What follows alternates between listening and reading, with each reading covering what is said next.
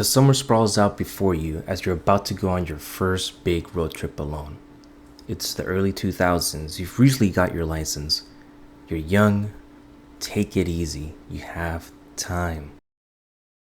You make sure you have everything set and ready before you drive off to the festival. You pack your stuff, making sure everything is done, and settle in your 1981 sedan, and then you're off. On your way to the festival, you give a ride to meaningful people, from an old hitchhiker who finds the beauty in nature to a lost man in search of his sister. You work random gigs and favors to earn money for food, fuel, and whatever else you need at the time. When you're not going through the stress of sleep depravity, cold nights sleeping in the car, potholes, rude drivers, and many other uncomfortable annoyances, you take in the time to think. Think about those back home. Think about what you're doing. Think about life as you keep driving.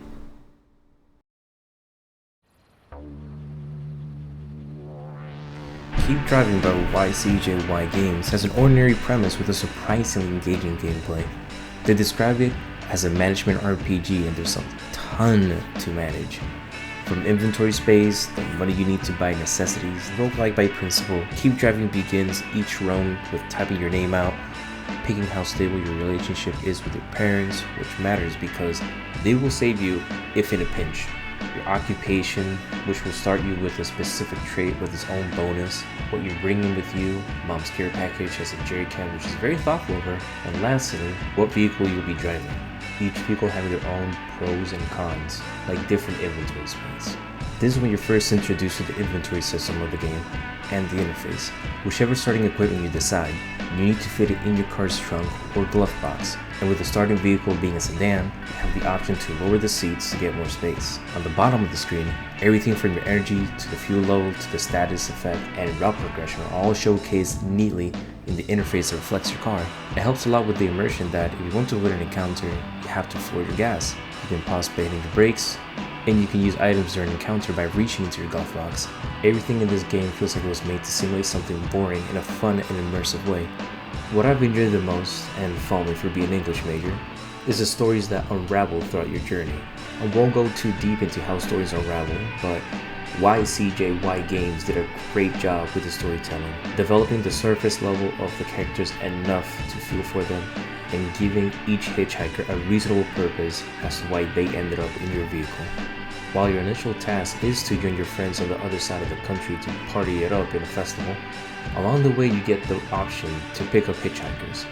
They're more than just another tool to use to overcome threats because they also have their own story to tell. They do have their initial favor they ask when they first join you, such as bringing them to a certain location, but during their journey, they strike conversations not only with you, but with whoever else is in the car, revealing their personalities or worries, whether it's through their skills, conversations they have with you, or during the end task. You may not see them the same way you saw them when they first joined you. One hitchhiker that stuck to me was the idiot, and his description, which you get one for all hitchhikers, says, "The way he stood up there and stared out into the horizon made me a bit worried for him. I wasn't sure he was all there.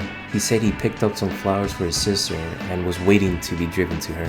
He seems lost, talks oddly, and his skills are named things like OCD, oblivious, what, and Each conversation with him was odd, mournful even, and reaching the end of his mission gave context on why he expressed himself in such a way, and why his head was always in the clouds. And I'm not sure when or how, but his description changed to a more positive one. Though it could have changed at any other time, this is just when I noticed it. I'm so glad that the hitchhikers were more than just tools for combat, but also to show different walks and faces of lives, goals, and problems. An old man who doesn't care about his riches anymore, a young woman who seems to be escaping something, or youthful rebels. It's a great way to make an ordinary premise feel grounded and emotional, which also leads me to say that there are other events that will occur during your runs, as there are 9 endings. That's all I'll say about that. I believe these type of stories will be called contemporary fiction in the literary world, and I don't see how it wouldn't apply to a game such as this. Keep Driving allows the player to enjoy its clear depiction of the mundane perils of road trips, You don't start with enough fuel, cash, and energy to get to the other side of the country, especially with all the varied encounters you'll go through, side missions, and end missions. A quick look at the map shows you that you're going to need more cash and more fuel. Combat, traveling, and managing go hand in hand in Keep Driving. While it's odd to say there's combat in a game like Keep Driving, in which I've yet to see some real violence, it's just not what you expect. You're not getting jumped, there are no zombies, no tactical confrontations, or at least in the military sense, but a slow tractor in the way, potholes, a tree blocking the road, rude tailgaters, arguments, or scary biker gangs driving around you. Each combat encounter will have a random number of threats which correspond to your essential resources: energy, cash, durability, and gas. These threats can have different effects above them, such as attack, which deals 1 damage, debuff, gives random negative status effect, danger, deals 2 damage, shield, they'll tank 1 hit, and note, which destroys adjacent threats when destroyed. Your skills, which will be hanging from clips on the bottom of your rear view mirror, will use an amount of your resources and get rid of the threats when placed above the matching icon. When perfectly placing the skills on threats on the first use, you get an extra turn, though this only happens once. Because you lose valuable resources every time you get hit and every time you use a skill, you need to be very wary of the routes you take and your needs. Each of the 4 road types you take has their own attributes.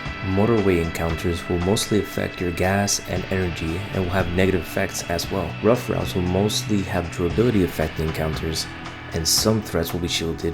Country says it's more shield, which is why it will be more taxing on your energy. And city will have more cash and energy threats in your encounters, and there's a higher chance of getting danger threats. Not only do you have to plan your routes according to your resources, but you also have to keep in mind the skills at your disposal, items, and time, because the missions at hand do have a time limit. Luckily for you, as you learn the mechanics, you're able to hear really dope Indie Swedish music that I now need more in my life. Just listen to this.